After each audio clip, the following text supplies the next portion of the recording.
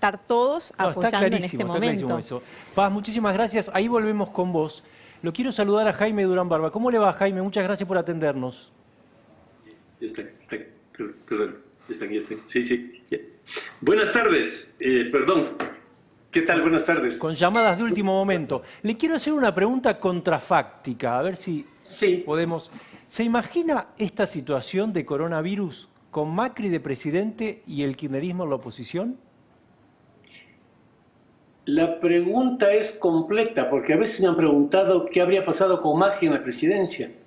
Pero el problema está en que cuando Macri fue presidente, pasó algo bastante insólito. Todos los días de su periodo, las calles estuvieron tomadas por la oposición que querían derribarlo, que tenían un helicóptero, que decían que se vaya.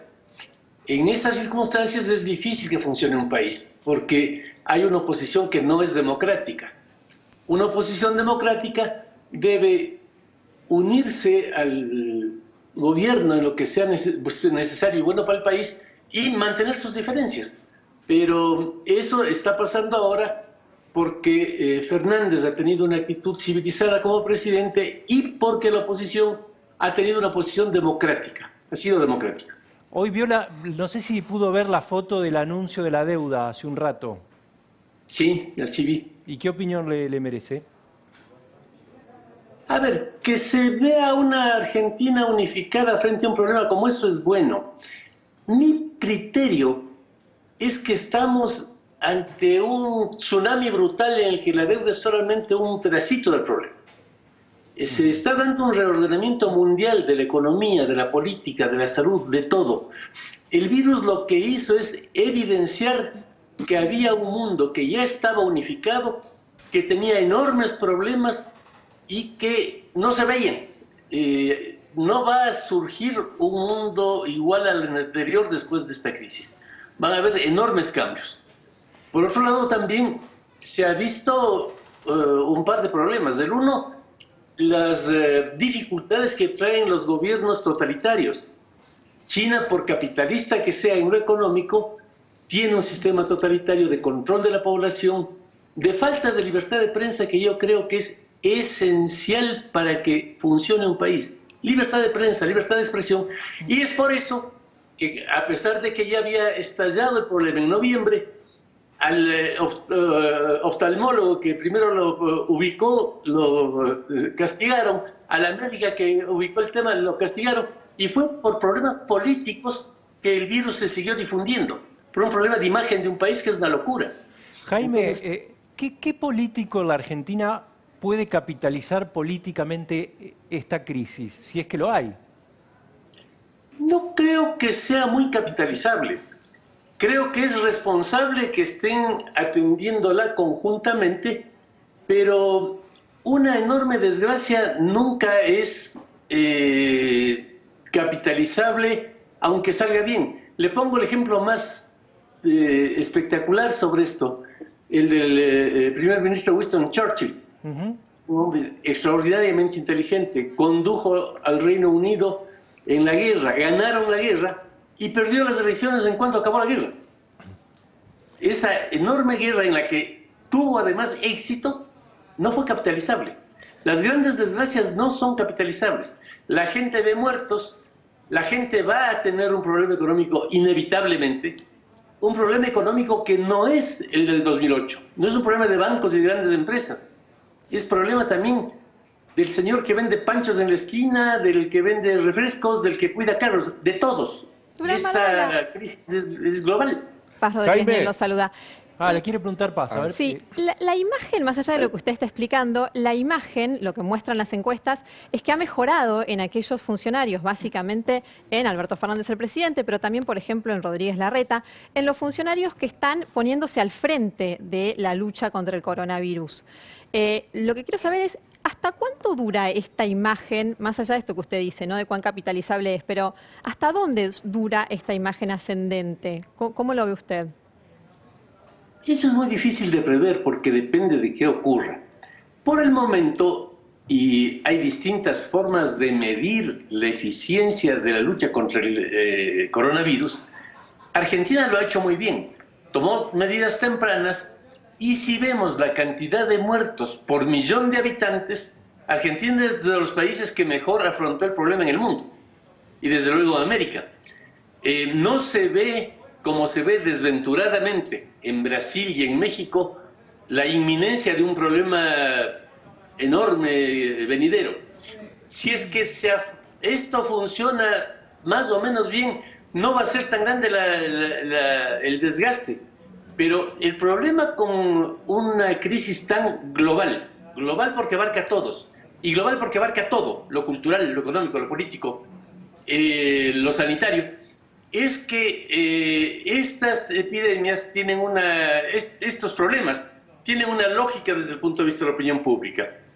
Cuando está el problema en su apogeo, la gente tiende a apoyar a quienes dirigen el país con acierto. Cuando pasa el problema, viene la depresión, y si las cosas no salen medianamente bien, puede renovarse algo que está sonando por todo lado, desde Líbano hasta Brasil, que es el que se vayan todos. Puede haber una crisis política muy grande. Todos estos son peligros, pero ojalá en nuestro país eso se afronte bien. Jaime, soy Daniel Santa Cruz, ¿cómo le va? ¿Qué tal ayer? ¿Qué conviene en estos momentos para la oposición para ubicarse políticamente? Pregunto esto porque si bien hoy hay un gobierno que prácticamente no dialoga con la oposición, el Congreso no está funcionando, no hay canales de diálogo, simplemente hay convocatoria para apoyar lo que están haciendo. ¿Está bien lo que está haciendo Horacio Rodríguez Larreta de estar al lado del presidente en estos momentos? Hay que marcar diferencias, porque hay un sector de la sociedad, Jaime, y usted lo sabe mejor que nosotros, que no se reconcilió con la idea de que se acabó la grieta en la Argentina. Yo no creo que existió eso de la grieta. Hubo un sector político de Argentina que no era democrático y que combatía la democracia, y entonces hubo un problema de difícil diálogo. Cuando hay una circunstancia... ¿Pero no gobierna ese sector ahora? ¿Cómo? ¿No gobierna ese sector ahora? Aparentemente no. No tengo claro. Aparentemente Fernández no es de ese sector. No está claro eso. Creo que Fernández con la crisis tomó un liderazgo que antes no tenía en absoluto. Eso está por verse todavía. Pero yendo a cómo ve la gente a los políticos, no es el momento de señalar que ahora peleamos por esto o peleamos por lo otro. Siempre decimos, los que estudiamos el tema, que usted debe hablarle a la gente de aquello que le quita el sueño. Y no creo que a nadie le quite el sueño si los médicos cubanos van a espiar a la gente o si China escondió el coronavirus. No. Las encuestas lo que dicen es que la gente está muy angustiada, me refiero a encuesta que he visto de la ciudad de Buenos Aires. El 92% de la gente está muy angustiada con esto. ¿Y angustiada con qué? Curiosamente, no tanto con enfermarse él mismo. Esa inquietud tiene un 53%. Lo que tienen mucha angustia es de que se enfermen y fallezcan sus parientes, sus amigos de más de 65 años. Hay una enorme tensión sobre qué va a pasar con mi padre, qué va a pasar con mi madre. Y eso sí les quita el sueño. Si en medio de eso le dicen sí, pero además vamos a tener un reglamento nuevo del Congreso, váyase al diablo con el Congreso y todo. Más que la economía, ¿importa esto? Sí, a la gente sí. No creo, a ver, cuando le cuento lo que le inquieta a la gente no es lo que a mí me inquieta. Yo lo que más tengo es de otras cosas. Pero la gente está con eso, está muy atemorizada. Jaime, una pregunta. Usted solía definir el liderazgo de Mauricio Macri como un liderazgo moderno, diferente a lo que usted llamaba liderazgos antiguos. Y cuando describía los liderazgos antiguos, sostuvo que se trataba de los liderazgos a los que estaba acostumbrado este país, que eran militares o abogados que discutían o predicaban ideología desde un atril. En tal sentido, ¿usted qué tipo de liderazgo considera que es Alberto Fernández? ¿Lo definiría como este liderazgo antiguo, dado que es un abogado que seguramente predica en parte desde un atril sobre el futuro de la patria, que es la manera en que usted definía esos liderazgos antiguos? ¿O cree que es un tipo de liderazgo distinto, con algún rasgo innovador? Creo que es un liderazgo antiguo con exactamente lo que usted dice, un rasgo innovador. Leí la entrevista larguísima esta que le hizo Fontevecchia a Fernández y me llamó la atención que diga que él estaba más impactado por Woodstock que por la ideología peronista. es un personaje especial. Su pareja, ojo, no estoy censurando en absoluto, yo soy partidario totalmente liberal de las nuevas parejas, del respeto a los gays y demás. Pero su pareja es una pareja moderna, ni siquiera están casados. Su hijo me parece a mí un tipo interesantísimo como imagen de las nuevas generaciones que viven en un mundo que no es aquel que yo viví, pero que está y que es vigente. Creo que es una mezcla de un líder formado a la antigua que ha adquirido elementos de la nueva política. Claro, el contexto sería lo innovador. Sí. Jaime, buenas noches. Francisco Jueguen, ¿cómo le va? Hola Francisco, ¿qué tal? Buenas noches. ¿Cuál debe ser el rol hoy de un expresidente? ¿Cuál debe ser el rol de Mauricio Macri en este contexto? Y si debe o no ser convocado por el gobierno para dialogar y tomar algunas decisiones importantes que se vienen, por ejemplo, la salida de la cuarentena. No creo que el papel de un expresidente es cogobernar. Que a veces le pueda llamar al presidente para conversar y pedir consejo, sería lo civilizado. Eso pasa, o pasaba en algunos países, porque ahora tampoco pasa en Estados Unidos. Pero el papel del expresidente no es cogobernar, no es discutir cada cosa que pasa. Es distinto el tema de Rodríguez Larreta, que tiene una responsabilidad concreta en una ciudad concreta. ¿Y una expresidenta, vicepresidenta? ¿Cómo ve ese rol ahora de Cristina? Como expresidenta no tiene nada que hacer, pero es la vicepresidenta. ¿Y qué le parece? La vicepresidenta tiene una función en el Estado. ¿Cómo le parece que se está moviendo ella hasta ahora con esta crisis? Me parece que hasta aquí ha sido discreta, pero no sé, cada grupo, cada persona planifica las cosas como quiere. Creo que una crisis muy grande como esta, que como le digo, es más que económica, más que de salud, es una crisis brutal, es bueno que exista un liderazgo. Porque si existiendo un líder como es ahorita el presidente Fernández, además lidera la vicepresidenta, además lidera el expresidente, además lidera el presidente de los Boy Scouts, entonces el país se va al diablo. Y si tiene que haber un liderazgo... Respetuoso de los demás, dialogando con los demás, pero tiene que haber alguien que mande. Jaime, ¿y en la oposición quién tiene que ser el líder? Digo, tiene que tener un líder en la oposición, tiene que tener una voz fuerte que represente a ese sector no peronista. ¿Quién debería ser? ¿Por qué debe tener un líder? ¿Por qué debería tener un líder? Porque un líder en la oposición es un potencial candidato para un recambio político en 3 años y medio. Eso es dentro de 3 años y medio, y con la pandemia eso significa más de un siglo. Ya se verá. No tiene ninguna importancia el ponerse a disputar ahorita quién es candidato a diputado, a presidente o a la Bueno, le cambio la pregunta entonces. Macri, ¿tendría que pelear por esa posibilidad de volver a ser en el 2023 o Juntos por el Cambio tiene que buscar por otro lado una nueva figura? No sé, cada dirigente verá lo que hace. Yo creo que Mauricio puede ser un buen candidato, puede ser la María Eugenia Vidal, puede ser Horacio. En Juntos por el Cambio hay varios. Paz Rodríguez Nil le quiere hacer una pregunta, Jaime. Sí, le quiero preguntar puntualmente por su presente. ¿Usted en este momento está asesorando a algún político argentino? No, en este momento no estoy asesorando a ningún político argentino. ¿Y conserva diálogo con Macri? Raíces totales en Argentina, escribo en Perfil todas las semanas, me reúno con políticos, con empresarios de todo lado. Estoy muy afincado espiritualmente en Argentina, pero no estoy trabajando con nadie. Y ya a mi edad es probable que no vuelva a trabajar con nadie tampoco. ¿Y sigue hablando con Mauricio Macri a pesar de que no trabaje puntualmente para él? Hablo a veces con él. ¿Y le da su consejo? No, hablo. Jaime, ¿por qué decidió retirarse? Porque tengo 73 años y he trabajado desde los 17. Me jubilé, de hecho, ya hace 8 años. Y tengo un ritmo de trabajo mucho más bajo que el que tenía. Estoy completamente dedicado a la academia, a estudiar. Felizmente el Internet permite que, aunque soy una persona de extremo riesgo, 73 años, diabético, hipertenso y con marcapasos, con esa condición no puedo salir de la casa, pero puedo trabajar como loco. Estoy en contacto con un montón de políticos mexicanos, argentinos, ecuatorianos, brasileros, con empresarios, con periodistas, haciendo papers y participando de grupos de discusión que están en torno a la universidad en la que trabajo, que es la George Washington University. ¿Qué mundo viene A ver, yo creo que viene un mundo en el cual poco a poco los líderes van a tener que entender una cosa. Estamos integrados y este mundo que viene es un mundo en el que todos debemos colaborar y tener una cierta solidaridad y acomodarnos a trabajar entre distintos. ¿A qué me refiero? China es una cultura distinta. Hay un artículo maravilloso de este filósofo coreano que vive en Berlín acerca del tema.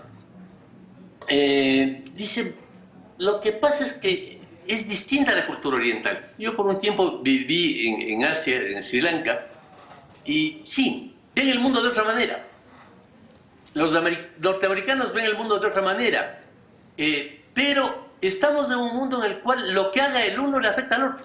Entonces vamos a tener que aprender a vivir en una cierta interdependencia que respete las formas culturales. Pero ese es un gran desafío, un gran desafío. Vivir un mundo integrado. Pero al mismo tiempo pasa esto en los países. Desde hace gran rato en la academia, sobre todo norteamericana, viene toda la polémica sobre la nueva política. Nueva política, vieja política. Este libro último, genial, de New Politics, que dice, ya va el mundo nuevo, es un mundo en el que los líderes mesiánicos que mandaban a gente que obedecía, a mí me pasaba eso cuando estaba en la Juventud Peronista en la ciudad de Mendoza, el general decía algo, eso era cierto. Ahora cualquier dirigente dice algo y la gente dice tal vez. Pero mire que Trump yo le preguntaba algo a mi padre y lo que decía mi padre era la voz de Dios. Ahora cuando le digo algo a mi nieto, saca el teléfono y consulta en el Google si digo tonteras. O sea, se acabó la política vertical. Trump va a mandar un cheque la semana próxima con su firma para los norteamericanos que tengan que recibir el subsidio. Trump está haciendo algo que está bien, que está a contramano de lo que están haciendo en Argentina. Hay un hecho real que va a ser el objeto de mi próxima columna. Desde que apareció la empresa privada, desde que apareció el capitalismo, se produjo una enorme cantidad de riqueza que no se produce cuando no hay empresarios. Mao intentó tener un país sin empresas, todos fueron iguales y todos terminaron en la más profunda miseria. La empresa privada tiene un papel en las sociedades. ¿Qué está haciendo Trump? ¿Qué están haciendo todos los líderes europeos? Hay una gran discusión ahorita en España, en el Partido Socialista. La pregunta es, ¿cómo hacemos para que se fortalezcan las empresas y produzcan bienes y den trabajo cuando pase la crisis? Y Esa es la gran pregunta. Jaime, usted Pero es trabajo, Ramón, perdón que termine esto, con la idea de los empresarios son malos, veamos cómo les sacamos plata, cómo ponemos un impuesto a la riqueza, un impuesto a los empresarios. No, estimulemos como hacen todos los países civilizados a los empresarios para que den trabajo y produzcan bienes, que es lo que ellos saben hacer. ¿Y usted cree que los empresarios están siendo desprotegidos en este momento por el gobierno? El otro día el presidente justamente dijo, yo no estoy aquí para dejar caer empresas, pero al mismo tiempo parece que faltan medidas, ¿no? Postergación de impuestos o exenciones impositivas, o parece que hay pocas medidas en esa sintonía. En muchos casos lo que necesitan es que les dejen vivir en paz. El nuevo capitalismo que surge con la red tiene que ver mucho con lo que llaman el emprendedorismo y la riqueza virtual. Tomen en cuenta, si usted compara los millonarios más grandes del mundo en este momento y los de hace 10 años, antes eran grandes industriales, dueños de la Ford, etc. Ahora son dueños de Google, dueños de ese tipo de empresas. Hay un tipo de trabajo nuevo que asomó con esta nueva sociedad, con la nueva revolución industrial, que no necesita que le protejan, necesita que no le joroben, que no le pongan impuestos, que no le persigan, que no haya bandas de tipos que quieran atrapar a sus trabajadores para convertirles en esclavos de una organización.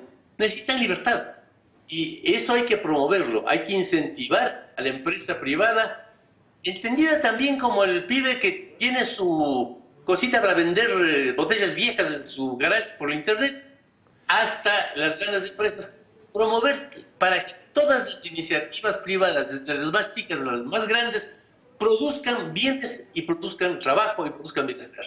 Jaime, en vez de tener el deseo de quitar la plata a las empresas para repartirles a personas que puede ser justo que lo reciban, pero es una medida a corto plazo esa que puede ser necesaria, pero hay que pensar en una Argentina en la que todos tengan trabajo digno, y eso es posible. Está pasando en un montón de sitios del mundo. Está pasando en Vietnam, por ejemplo. Claro. Jaime, muchísimas gracias, muy amable. Un gran gusto. Hasta luego. Gracias. Momento, último momento, por Daniel Santa Cruz.